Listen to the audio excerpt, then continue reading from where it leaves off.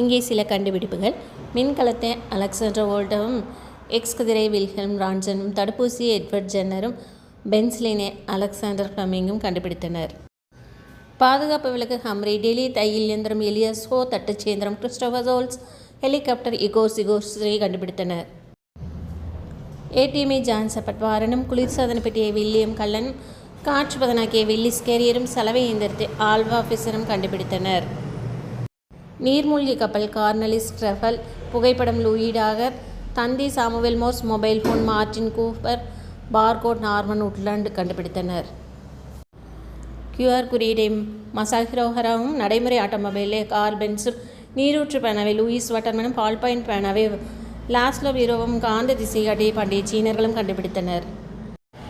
தொலைநோக்கியை ஹான்ஸ் லிப்பர்சேவும், ராக்கெட்டை ராபர்ட் கோடாட்டும், நுண்ணோக்கியை சக்ரியஸ் ஜான்சனும் கண்டுபிடித்தனர்.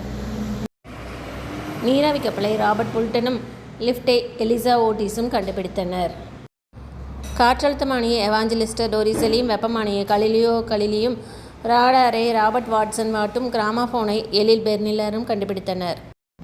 மின்சார மோட்டாரை மைக்கேல் பாரடாவும், மாற்று மின்னோட்டத்தை நிக்கோலா டெஸ்லாவும் கண்டுபிடித்தனர்.